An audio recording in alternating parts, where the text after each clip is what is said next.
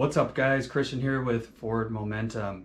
You're joining me on episode 4 of my limited slip differential series. On this episode, I'm going to show you how to navigate the CBS Racing website, and I'm going to give you my driving impressions right after that segment. Be sure to stick around and check out my driving impressions of the helical limited slip differential that I installed in my Lexus. And if you haven't already checked out episodes 1 through 3, make sure you go back and watch those episodes so you know what you're getting yourself into when you take this project on. It is a worthwhile project, and I am so happy with this helical limited slip differential core from CBS Racing. So let's take a look at their website right now, and I'll show you how to quickly navigate, get all the parts you need into your cart, and then get them headed your direction so you can install a limited slip differential in your Lexus or Toyota. You are going to start out at the cbsracing.com website. You want to go to the web shop. Once you go to the web shop, you're going to have a bunch of options in front of you about how to get parts that you need, including the limited slip differential core, which should be right at the top of your page. It should be pretty clear. You want to go ahead and put the helical 200mm limited slip differential core into your cart. Right down here, you can click this Toyota and Lexus OEM parts, because you're going to need some parts to do this job properly. This next page is going to give you some instructions. So as you scroll down, you'll see the different ways that you can actually get into the CBS Racing shop for OEM parts. You can click on banners in order to get to where you need to go. So let's access the catalog right now, or we can click this button up here, but I'll go ahead and click this banner. So there's a couple ways we can do this, right? We can say Lexus genuine parts or Toyota genuine parts, depending on your application. In my case, I have a LEXUS GS400, which it's a 1998. And if you've watched episodes 1 through 3, you'll know that I accidentally bought a non-bolted carrier, which is out of a GS430. I'm going to assume that I have a bolted carrier right now, and I'm going to show you how to get to the parts you need for a bolted carrier. So click Lexus, and in my case, it's the American market, and you can go through and figure out where your car is. So you got GS series down here, and you've got the chassis codes or the model codes. We're going to go into here by clicking it. It gets a little tricky right here because you've got the year range going to 2005, but the reason that is there is obviously because the 300 and the 430 went through later years than the 400. Let's say I'm the GS400, so I'm a UZS 160. So I'm going to click in there, and now I'm going to say, oh, where do I go? And I've got to figure out where the differential parts are. Rear, axle, housing, and differential. Perfect. Click that and click that. We've got to make sure that we're dealing with a bolted carrier, because while I showed in my videos an unbolted carrier, I actually have a spare bolted carrier in a 3.7 ratio. Let's pretend, if you will, that that is what I am shopping for. If you have any question whatsoever, you need to go and click on what you're looking at and say, oh, what is it? Gasket for rear differential fill plug. Okay, perfect. That's exactly what I need. So I would add that to the cart by clicking buy. Now I already have that in my cart, so I'm not going to do it. Then I would go over here and say, oh look, I need the drain plug right there. It's switched to drain, so I would add that to the cart. There are also some seals that you're going to want to add as well. If you have any question, because this stack up right here can be a little bit confusing. We're going to click on this. I think this is a bearing. Yeah, in fact, if you hover, you can see it pops up. There's a bearing right there, and it's the same bearing for the bolted carrier on the other side. You probably will want to go ahead and grab those bearings. It'll tell you quantity 2 of this part number is needed, and when you click buy, it's going to put 1 in your cart, so you need to make sure you put 2 in your cart, 1 for each side. So you're probably going to want to go ahead and get one of these seals, and it looks like it's the same for both sides. There's a B and an A, but it looks like it's the same part number because it's telling you to order quantity 2. You're going to need ring gear bolts, and that would be these. So you're going to click that, and it tells you need quantity 10, so that's great. So here's my cart. I have the 200mm helical differential in the cart.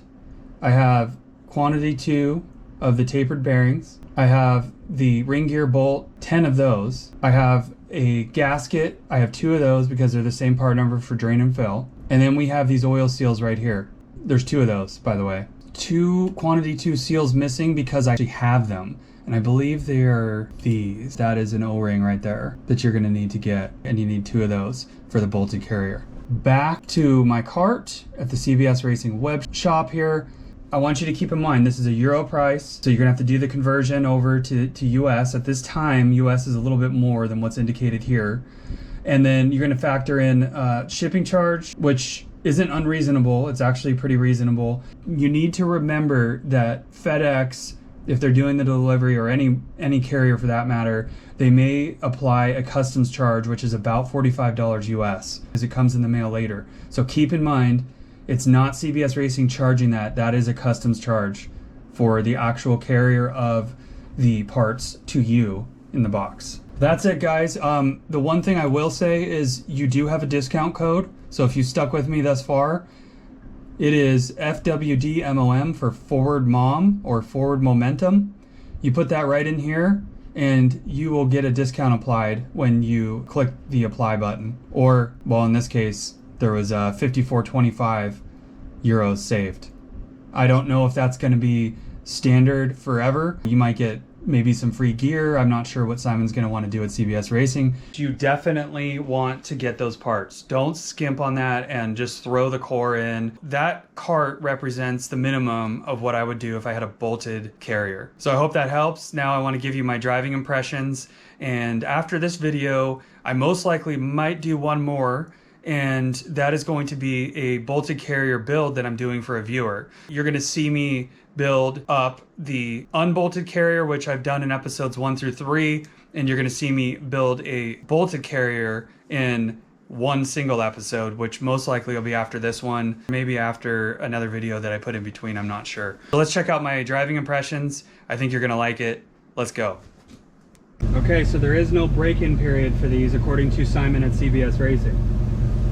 I'm going to back out for the very first time. I haven't moved this car yet. I'm going to stay in my neighborhood in case I need to roll it down the hill back into my garage. Well, so far so good. I don't hear any weird noises, so I feel like I can venture out. By the way, I went to a 3.2 ratio from a 3.7. I was so used to the 3.7 ratio that it does feel smoother in a weird way. Like the 3.7, it just revved up in first gear so quick.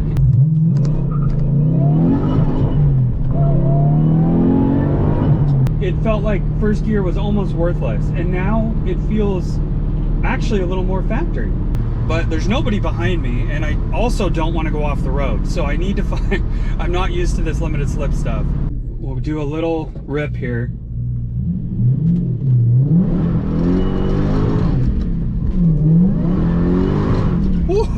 Out here.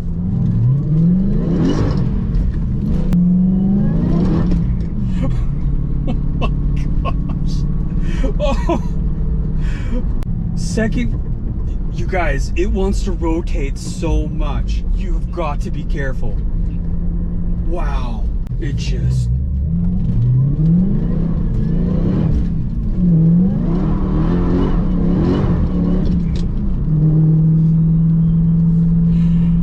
Man, the subframe bushings and the pinion bushings and everything, there is no more wheel hop, you guys. I had the worst wheel hop before.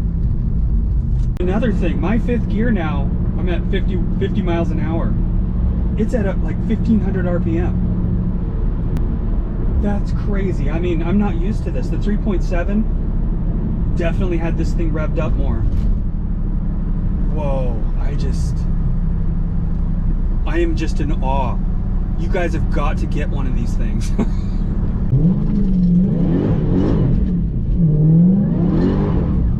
Whoa. Okay, nice and easy. Be really careful. Wow. When you lose your vehicle skid control because of a manual swap, you got to be careful. I have a coupon code, which is FWDMOM, forward mom. The link is in the video description, and it should offer you some type of benefit or discount depending on what Simon at CBS Racing decides to do.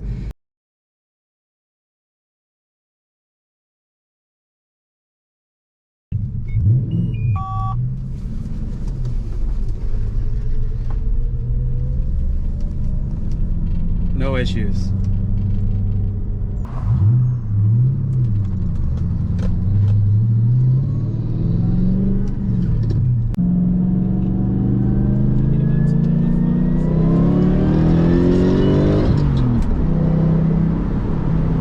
Well, 60 miles an hour and I'm at 1800 RPM, which is fantastic.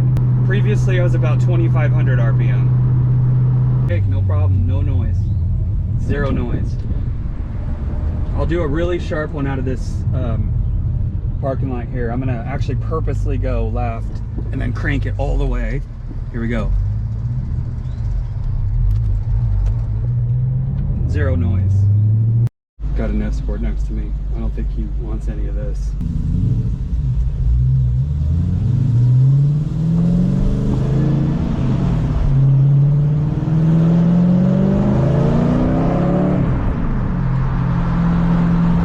I'm gonna try to do a little uphill launch here in first gear, just real quick.